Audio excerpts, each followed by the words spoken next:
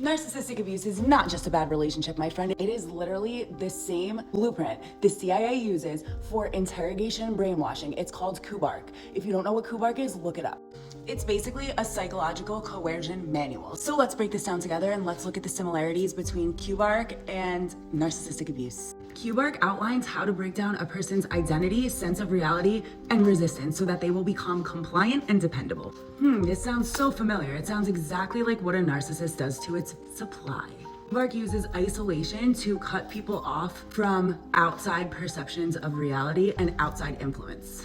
When you are in a relationship with a narcissist, you are slowly alienated from your friends and family. You are told they don't understand you like I do, they don't love you like I do. It creates complete emotional dependency and it makes your abuser your only source of truth. Number 2, reality distortion, also known as gaslighting. In KUBARK, it is stated that repeated contradiction of the truth causes self-doubt and cognitive disorientation. Does that sound familiar? Because a narcissist will tell you, that never happened, I never said that, you're remembering it wrong, you're a liar. They literally rewrite your entire history, but they're also causing cognitive dissonance at the same time, so you start to doubt your own memory, and then once again, rely on your abuser for the truth. Number 3, intermittent reinforcement.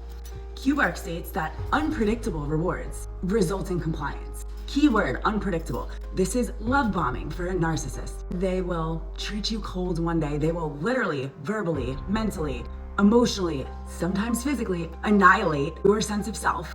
And then the next day, be taking you to some concert or buying you something that they will then throw in your face for the next 5 years. That is love bombing. That is coercive control. Number 4, erosion of your identity. KUBARK will strip the subject of all autonomy and self-concept. Narcissistic abuse looks like criticism disguised as help. So making unwarranted comments on how you dress, on your personality, how you interact with other human beings.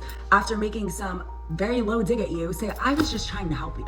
The mocking of your passions, your dreams, and your emotions gradually, completely distorts your sense of self. Number 5, the fear and hope loop. KUBARK states alternating threat and then relief keeps your subject compliant. When you're dealing with narcissistic abuse, the fear of abandonment, of leaving, it keeps you stuck, and the hope that they will go back to the person that they projected and pretended to be in the beginning is what keeps you hanging on. Both systems overstimulate your nervous system, destroy complete trust in yourself, and keep your brain in hypervigilance mode. That is why the brain of a narcissistic abuse survivor and an active combat veteran returning home from war look identical, because it's creating CPTSD. Being a survivor of narcissistic abuse does not mean you are weak. You literally survived psychological warfare.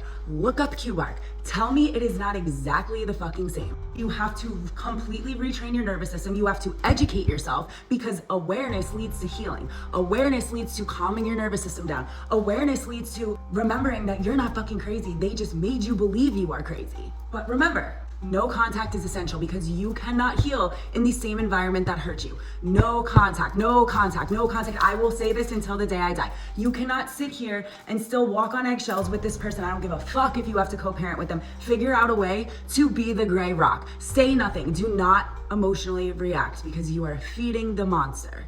Focus on taking your power back and healing your own brain and nervous system. The clarity is like medicine to a gaslit, traumatized brain. When I did the research and finally understood what the fuck was happening to me, it completely set me free.